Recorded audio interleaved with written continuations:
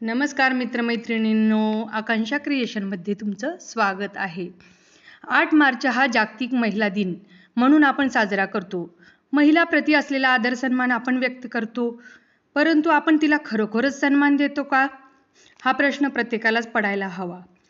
आत्ताच मी मोबाईलवर राजनंदिनी पवार ह्यांचा व्हिडिओ पाहिला. मिस इंडिया झाल्या. त्यांनी सौंदर्याबद्दल खरंच छान उद्गार केले आहेत. माझ्या दृष्टीने सौंदर्य म्हणजेच स्वतःचा आत्मसन्मान जपणं, स्वतःवर प्रेम करणं आणि खऱ्या अर्थानं एक स्त्री म्हणून आपल्या कौटुंबिक जबाबदाऱ्या पार पाडणं, स्वतःवरचा विश्वास न डगमगू देणं. सखी, माहीत नाही का तुला, पाठीवर मूल घेऊन झाशीच्या राणीने लढा दिला. अहिल्याबाई होळकर यांनी स्वराज्य सांभाळलं. मा जिजाऊंनी शिवबाला संस्कार दिले. तसेच आपण महिलांनीही आपली नोकरी सांभाळत, आपलं घरकाम करत आपल्या मुलावर संस्कार करायचे आहेत. प्रसिद्ध अभिनेत्री काजोल म्हणते की मी पदार्पणातच तिनं तिचं वेगळेपण राखलं आहे. बेखुदी या चित्रपटातून पदार्पण केलेल्या काजोलने मधल्या काही चित्रपटानंतर मागे वळून पाहिलेच नाही.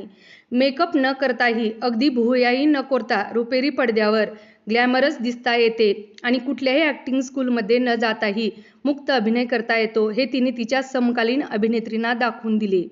ज्या वयात काजोल शिखराकडे वाटचाल करत होती, त्या क्षणी तिने पंजाबी मुंडा अजय देवगणशी मराठी पारंपरिक पद्धतीने शुभमंगल सावधान करत लग्न केले आणि 2 मुलांची आई झाली.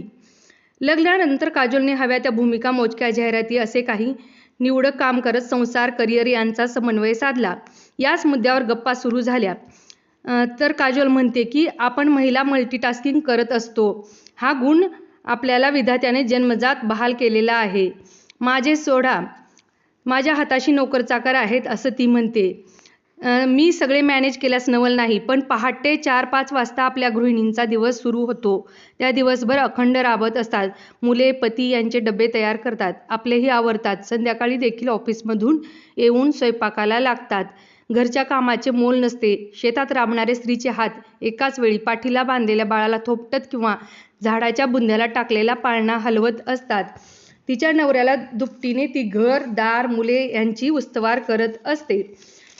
तर काजोल त्या स्त्रियांना सन्मान देते.